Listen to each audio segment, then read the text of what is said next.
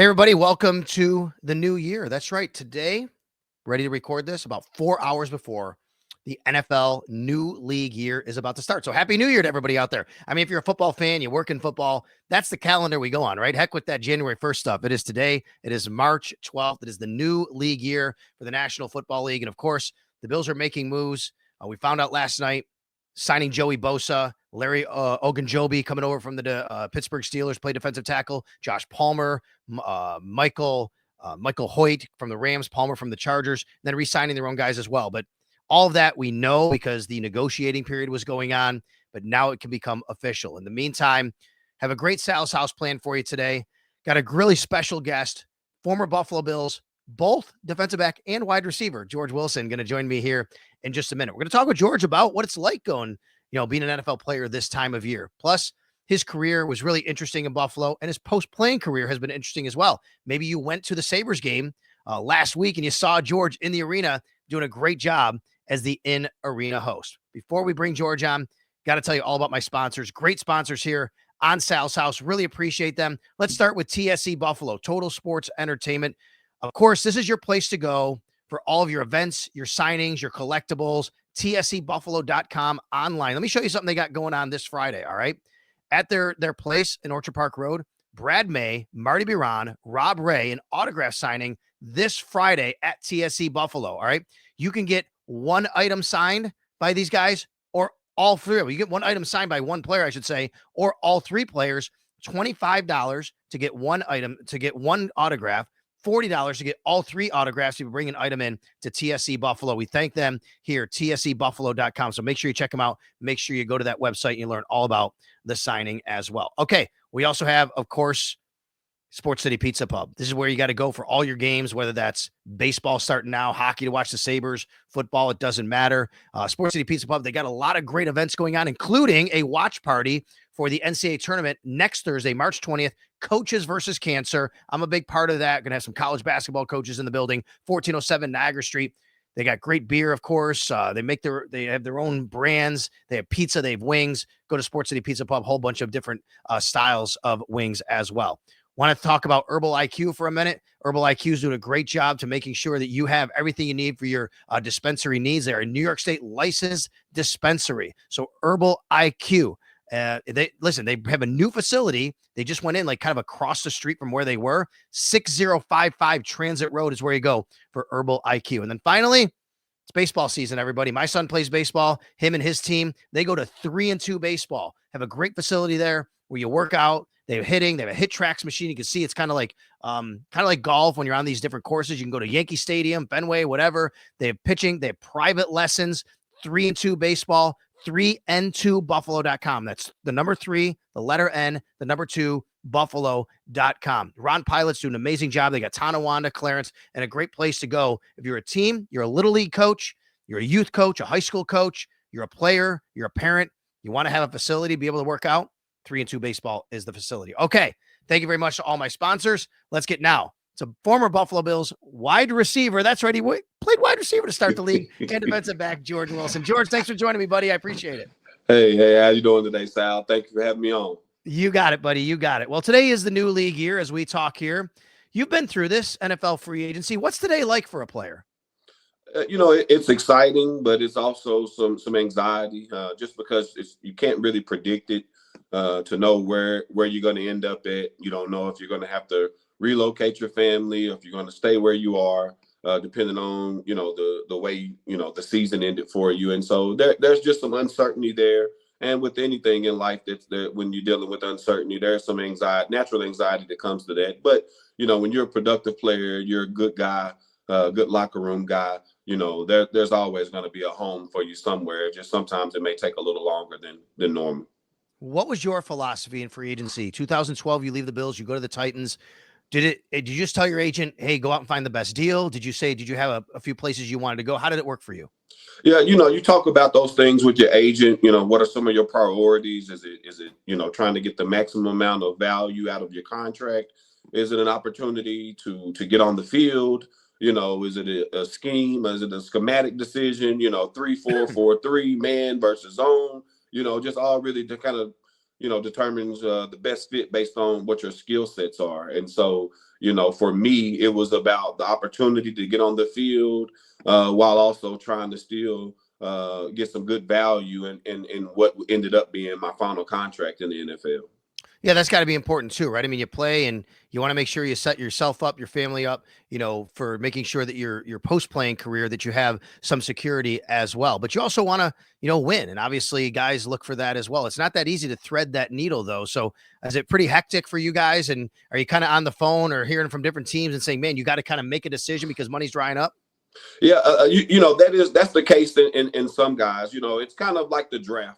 Okay. You kind of a tiered system. You Yep. got your marquee guys that are going to come off the board first. They set the market as far as value, and then they also set the market to kind of determine, that domino effect of where guys are going to be plugged in that now based on where the big guy that was on the board has gone now.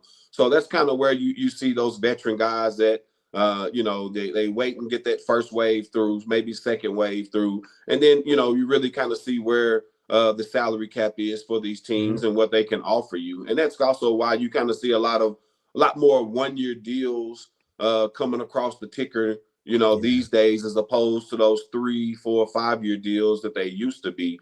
There's kind of, the 1-year prove it deal has kind of become the new norm in the NFL, and even the Bills, with some of the moves they made, being 1 year with Joey Bosa. And, Yep. that's, when you look at the contract that we just got from underneath with Von Miller, the Bills trying to want to maintain about probably a little bit more salary cap flexibility as they go into the future, and that's also why they were aggressive and with the extension and getting it to Josh to ensure he was secure for the future as well. So, how they kind of manipulate that salary cap, allows teams to kind of be more active than others. But, from a player side, you're just waiting for your agent to call with something that's definitive, something that, a team is very interested. That interest level based on what the offer is. And so, but in this day and age, everybody is kind of wait and see. Let's stick our toe in the water and test it before we can fully commit to it. And so that's just kind of, a microcosm of what we see going on now in free agency. I love that you said we when you refer to the Bills because you have that Bills blood still running through you. Let's talk. I want to talk about your Bills career, but let's go back. You are a native of Kentucky. You're in Kentucky right now as we talk. And I love the fact that you played multiple sports growing up. You were a high level athlete. I used to coach high school football, and we would make sure and we tell all of our players, hey, if you're a big guy, you got to wrestle. If you're a skill player, go run track. I love guys that play multiple sports. There's some data out there, and anybody who's listening, I think 30 of the 32 first round picks in the NFL last year were multiple sports athletes in high school. Why was that important for you, and how did it shape your development? It was imperative for me, because you develop your athleticism by playing other sports. You use hand-eye coordination different in basketball and baseball and soccer than you use it in football. And so that allows you to broaden your athleticism and just to help work on body control and different, agilities and explosive, so like you use your athleticism differently in other sports. And so that allows you to be a even more efficient athlete when you're on the field in football, because you can have use the lateral movement like a tennis player trying to go down that line to hit the ball back across the net, but then you got to also high point the ball and go after the ball when it's in the air, like you see a person playing volleyball going up to the peak of their jump to be able to spike that volleyball over the net forcefully. And the same thing for going up for a rebound in basketball. And so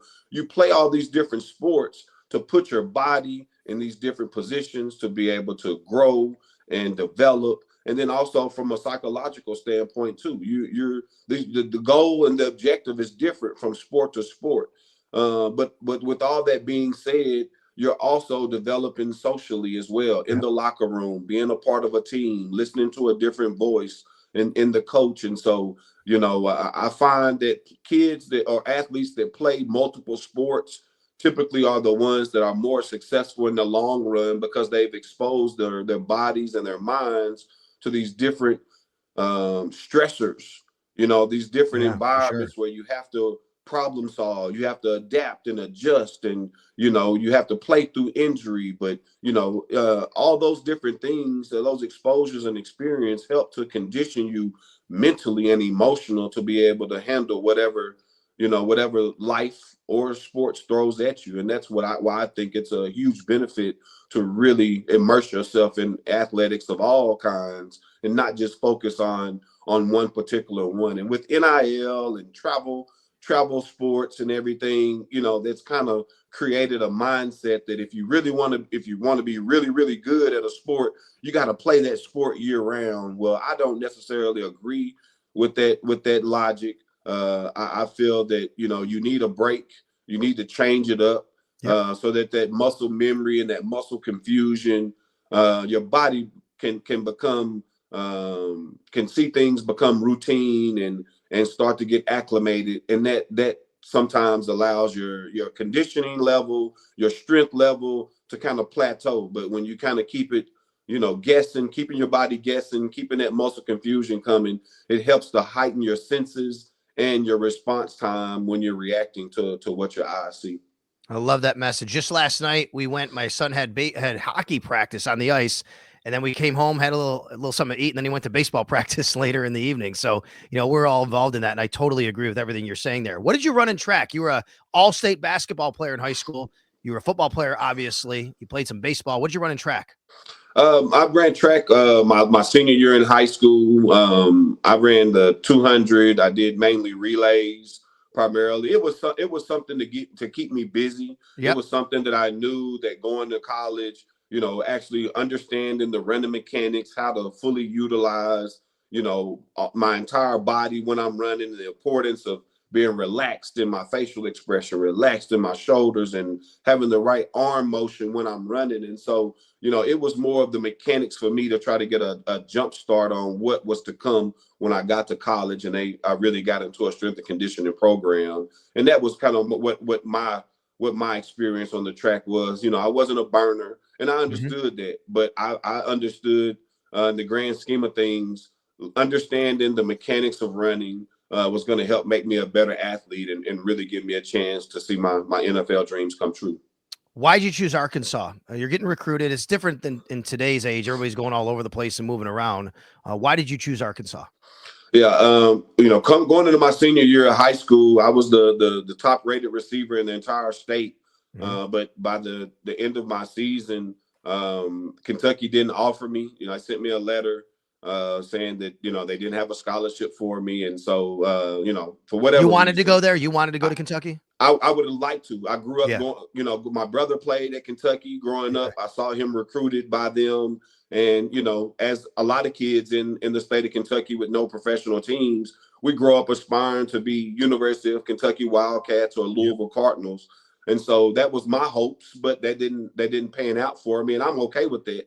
I ended up going to Arkansas. They were recruiting me and they were upfront with me early on saying, hey, it's going to be tough to get a scholarship offer, but you have great, academics. You got good numbers. We can offer you a preferred walk-on opportunity to where I could still come in early into summer camp like the scholarship guys do. And I seized that opportunity. I didn't know what the future held. I just knew that if I got a chance, if I got my foot in the door, that I can make something of that. And that's something that I've just always have believed in. I'm coming from Paducah, Kentucky, working on my grandparents' tobacco farm growing up. Hard work and competition was not something that I ever shied away from. And I knew it was going to be a huge challenge, but at the same time, with those challenges are going to come opportunities as well. And I just wanted to try to put myself in the position to play football at the highest level in the SEC. To get that done by walking on the football team there at Arkansas. Ended up being You're good. You're all good, buddy. It happens. It's live podcasting here. We're recording here with George Wilson. By the way, George Wilson, former Buffalo Bills DB and wide receiver. Sorry about that, Sal. No, that's okay. That's okay. You're all good. You're all good. At my mom's house, and that's all good. No problem. Let me move ahead now and ask you about getting into the NFL. You go undrafted. I think it's gone now. Okay, you go undrafted. I think I lost you, Sal. Are you there, buddy? Hold on. Make sure I got you. Hold on. Okay, hopefully. Can you hear me? Can you hear me? Hold on. Yeah, I can't hear you now. I don't know what happened there. Hold on. All right. Maybe you can, I'm see going to if ask George Wilson to see. maybe reconnect with the link here. I don't know what happened there. I think it reconnected your, I think George Okay. actually had a reconnection. You got me? There we go. I got you. Okay. Now. Sorry about that. You I think you probably had it tight where the phone connected and then the computer disconnected and all that. I'm glad we're still here. Let's talk about your NFL career. You go undrafted, you sign with the Lions. Eventually you wind up on the Bills practice squad, and then you wind up signing with the Bills, active roster as a wide receiver, the position you played in college for 4 years for Arkansas. Then a couple years later, you transition to defensive back. What was that like for you? How challenging was it for you? It was extremely challenging. Playing, I believe at that time, my first 3 seasons as a wide receiver, I hadn't really seen the field much and got many opportunities outside of special teams. And so I went into off-season workouts one day in, I guess that would have been April of 2007. And Coach Duran was the coach at the time. He came down to the locker room. He was like, "Hey, George, I'd like to talk to you up in my office." So I go up there, talk to him. He's like, "Hey, we love you. We want to try to find an opportunity for you to stay here. But in that wide receiver room at that time, we had, some draft picks, had some new contracts, had some free agent signings. And so it was going to be extremely challenging for me to make the roster as a 5th or 6th wide receiver." And so he was like, "Hey, we want to try you at safety." Many don't know, but Coach Duran and I started off together in Detroit. And before I was released from the Lions, Coach Duran had actually approached me one day at practice in Detroit about making a position change there. And I declined that opportunity because I was like, "Hey, I've been a wide receiver my whole life, hadn't played safety since high school. And if it doesn't work out for me in the NFL, at least I'll be able to know that I gave it my best shot." And being a wide receiver, I thought was my best opportunity. Not really understanding the game and the business side of football at that time, but then also they don't know me and I don't know them. So, it's a business. So I really didn't understand or knew for certain that if I made that position change, that it was really something to truly give me a chance to see the field or to kind of move me out the way. But through all those times and days of practicing in Detroit and in Buffalo, Coach Duran, saw my work ethic, presented me with that opportunity. And before I agreed to that, I asked him, I was like, "Coach, is this really a real opportunity, or is this something, to kind of, a numbers game, just move me around to eventually get me out of the way?" And that's when Coach Duran shared with me that he too switched positions. He came into the NFL as a running back, ended up playing corner, and played a long, productive career at that position. And so when he gave me that testimony and that story, that gave me confidence that, okay, if he's offering this to me and he's done it himself, that gave me the belief that this was a true opportunity, and that if he was offering it in the manner that he was going to ensure that I got a real chance and not just something to just move me out of the way and eventually cut me. So it was just it was a tough time, a tough decision to make, because I fell in love with being a wide receiver. But at the same time, I knew that my NFL dreams were not fully realized at that position. And then maybe this change of position is something that's going to allow me to see my NFL dreams fully and completely. And that's what ended up happening. That's a great story. And of course, rest in peace, Coach Duran. He just passed away recently. He was an amazing athlete growing up, by the way. He has an incredible backstory of athleticism and 25 interceptions in his NFL career, by the way, George. That's what I'm saying. Very productive in his career as a corner. And it just shows his athleticism to be able to come in as a running back, and then be able to change positions to go to corner and play some of the most, against some of the most feared and big name Hall of Famers in the history of the game. All right. So I hate to bring this one up, but I have to. You're part of a team that had the first Monday night game in quite a while in Buffalo. It's the Monday night game against the Dallas Cowboys. And here's a little shot of you and the pick 6 against Tony Romo right here, running it back. And boy, you guys had You had a great start to that game. What was it like knowing Monday Night Football coming back to Buffalo and against what is usually referred to as America's team, the Dallas Cowboys? Oh man, that place was electrifying. I mean, just pulling up to the stadium before the game, a few hours before the game, the parking lots were full. The tailgating was in full swing. And I mean, there was just an energy and excitement in the air. Like you said, it was the first Monday Night Football game in quite a bit of time. And the Bills Mafia came out and showed why Monday Night Football needed to become a staple in Western New York once again, like it was in the 90s. And so the locker room was a buzz. Like I said, you had the camera zooming over the field.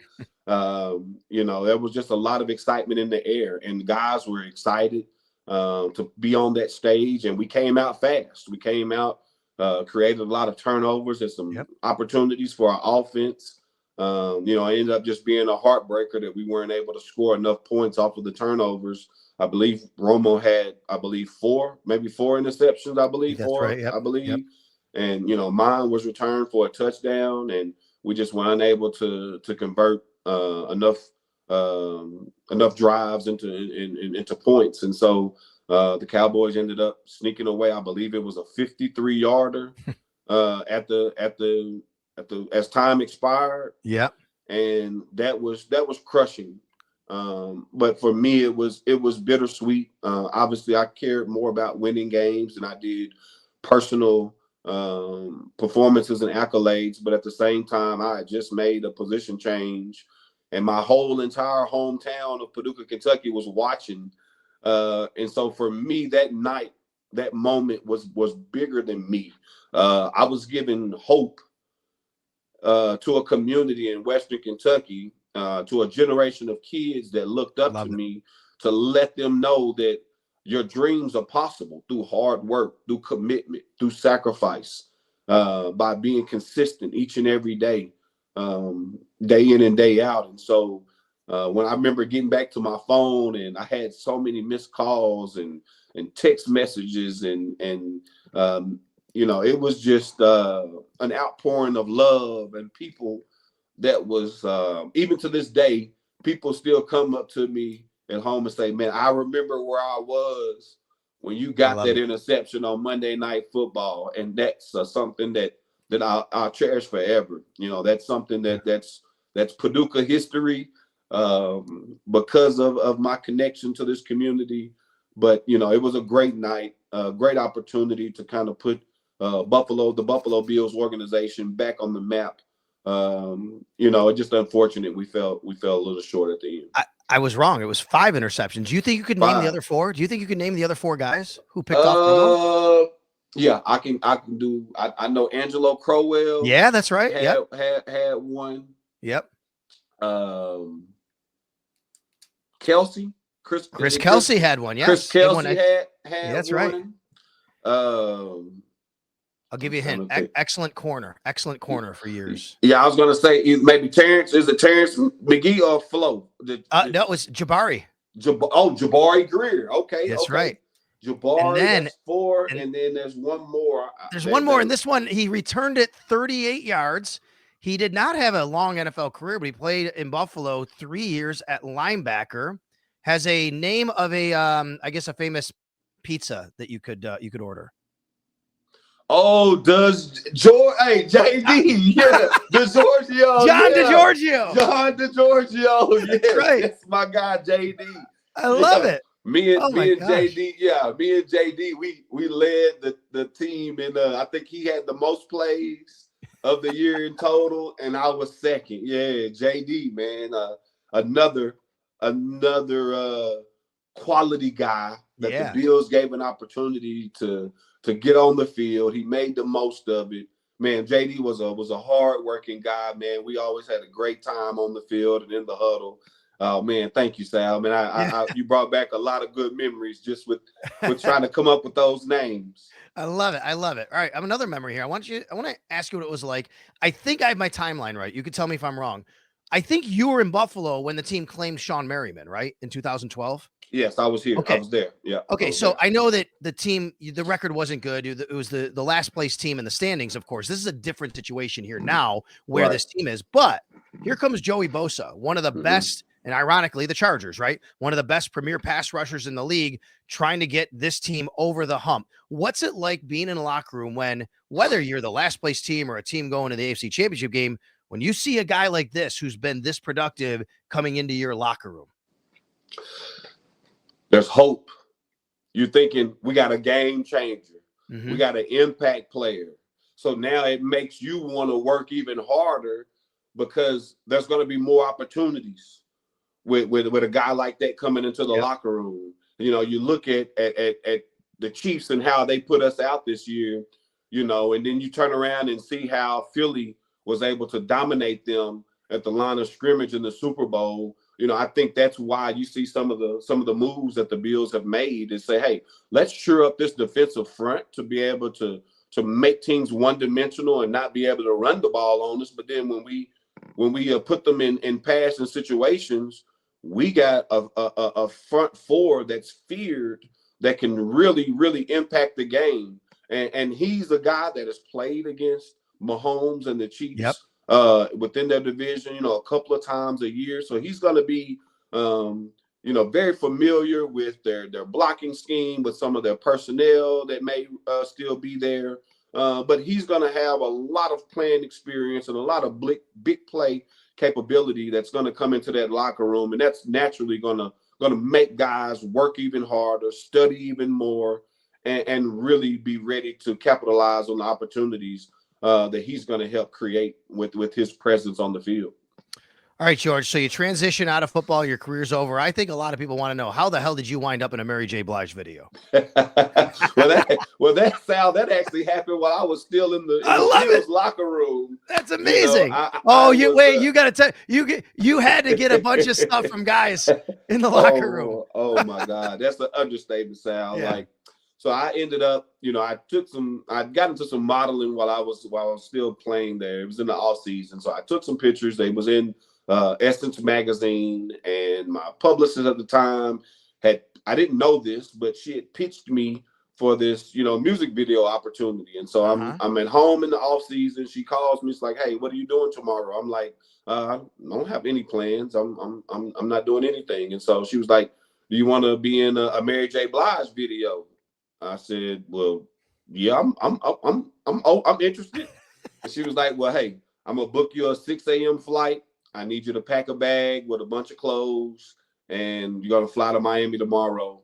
And by the next afternoon, I was on a set inside a hotel in downtown Miami, going through my wardrobe selections, and you know, soon to be standing in front of Mary J. Blige on my mark. And man, Sal, the guys, I got so many jokes. The guys started calling me a video vixen. And even one day, I don't know if this was, I want to say this was Chan Gailey. We walk into a team meeting, and as soon as he starts the meeting, he has in the big screen a picture, one of my modeling pictures where I'm trying to look sensual. Let's just say sensual. Wait a minute. Wait. Here, you mean this one? Is this the one? Is that the one, George?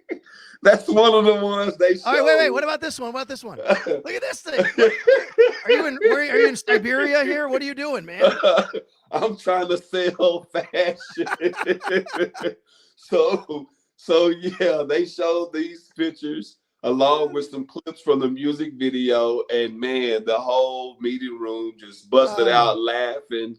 But you know, I think some of the jokes were kind of shade and maybe a little envy, where they wish that they it could have been them in the music video. Yeah. But they're just jealous of your body. Let's be honest with you, right? I mean, you're this model guy. You know, you got this great body, and all of a sudden you get on a Mary J. Blige video. Trust me, it is envy. They were very jealous of you. Those videos followed me the rest of my career. Even when I went to the Titans, they did the same thing to me. You know, it was just all in good time and good fun and laughs. But I do think some of my teammates wished it could have been them. Well, we'll wrap up with this, buddy. And I really appreciate your time here. George Wilson on joining Sal's House podcast today. Really appreciate your time. What about that part of your life? Did you advance on? Because I know now you're still quasi in the media. You were the Sabres in arena host with Courtney, who does a great job, by the way, as well. The other day. So you're dabbling in this stuff, but to what level and what degree, and what are your ultimate goals here? Yeah, I did dabble into some more acting. I did a couple of little small gigs on some TV shows, and actually got into some more modeling. Once my agency found out that I was a farmer and I knew how to work with my hands, they started putting me in more of a product. So I've done hand modeling more so than seeing my face, but I've done a lot of stuff for Lowe's, for Husqvarna, for Ryobi, tools and things to do yard work with, and so on and so forth. But here recently, I've been trying to get my foot in the door into sports media and broadcasting.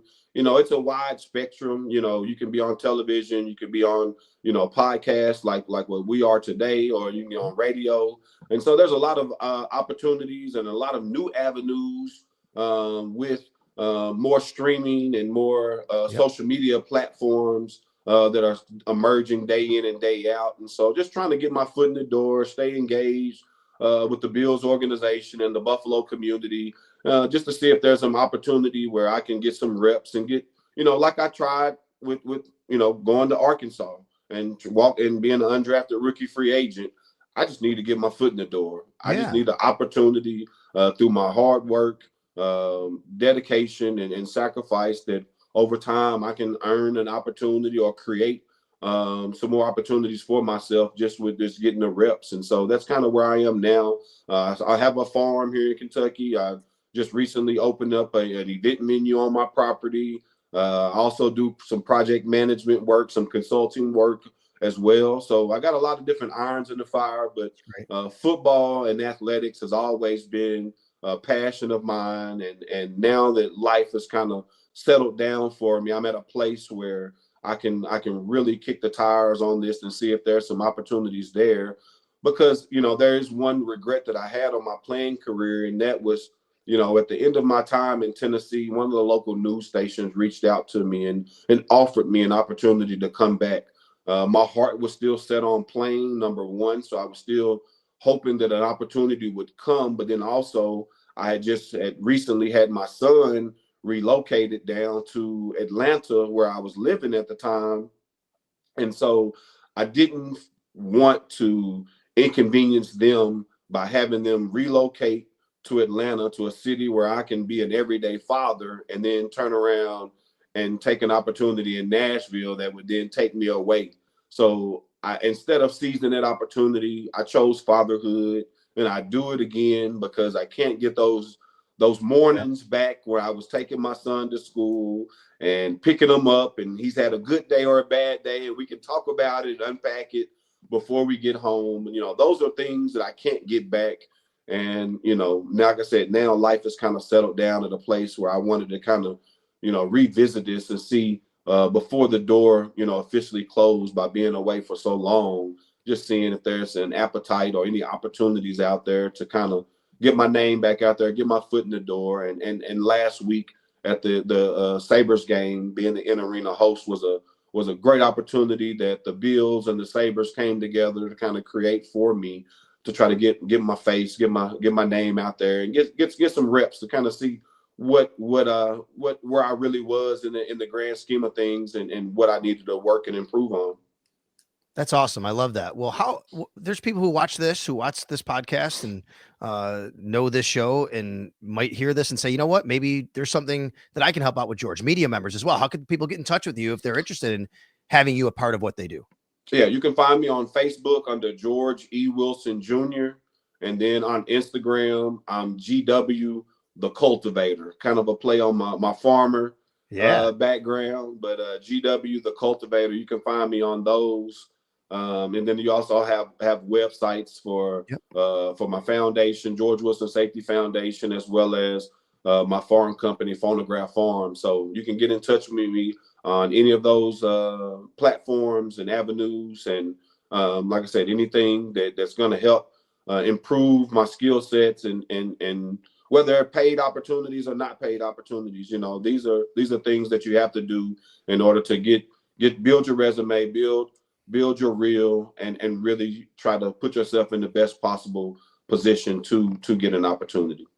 George Wilson, everybody. And of course, George, he comes back to Buffalo once in a while. George, I know you love pizza and wings, right? Everybody does, right? You love pizza and wings? Absolutely. All right. Well, we're going to have to get together at Sports City Pizza Pub. Everybody should go there as well. 1407 Niagara Street. Great pizza, great wings. Watch all the games. Great spot to be. The NCAA tournament is coming up. TSC Buffalo, tscbuffalo.com. Speaking of the Sabres, George, how about this? Friday night. You know these guys, Marty Biron, Rob Ray, Brad May. They're going to be signing autographs coming up on Tuesday night on Friday night, excuse me. So make sure you go there Friday night to get an autograph.